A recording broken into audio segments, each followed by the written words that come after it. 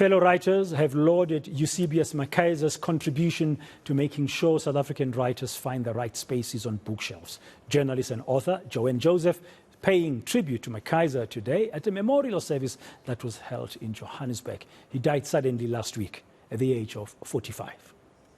For him, reading was the gateway for children to access the world of education, subsequently work, and then the quality of life they deserved in this place of inequality and poverty. It was the point at which his love for words and their tools as levers of social justice coalesced. He once wrote in his posts, "One of the deepest joys of being human is reading. That is why it is crucial that the right to education be enjoyed by every single person. Nothing fuels inequality so viciously as unequal access to education, including the injustice of not having an opportunity to learn to read and to have access to affordable and good and relevant reading materials." On Cover to Cover, he was similarly intentional about his guests. He began the show with 3 powerful black women writers telling stories of home. He was concerned that when one walked into a bookstore, it was first the international writers whose works you'd encounter, while local writers would constantly play second fiddle. Eusebius wanted to change that mindset in the publishing and book retail industry. He longed for us as Africans to find our stories, to take pride in them, to write and read them so we could develop a greater sense of self and our history. He wanted us to break our prejudices by penetrating the lives of the marginalized through these encounters. He was also a broad reader of multiple genres who could not be limited.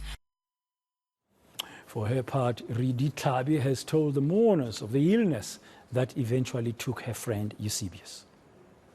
I am talking to people who hung on Eusebius's every word.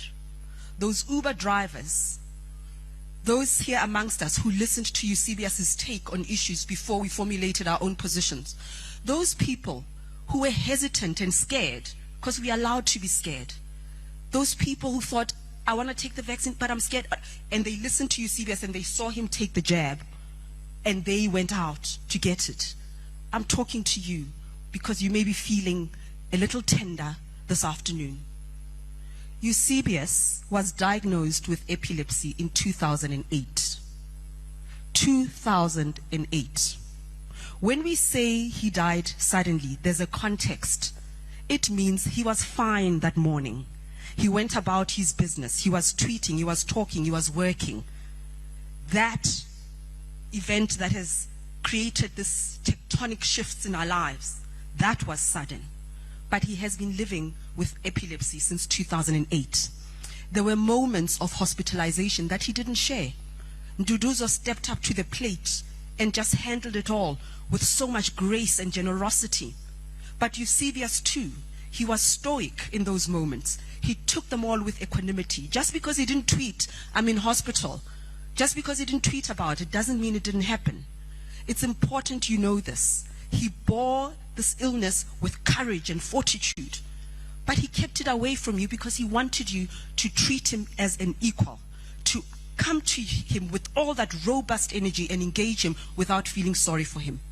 He had epilepsy since 2008. He had been hospitalized before, but none of us thought there will be that one moment where it becomes fatal.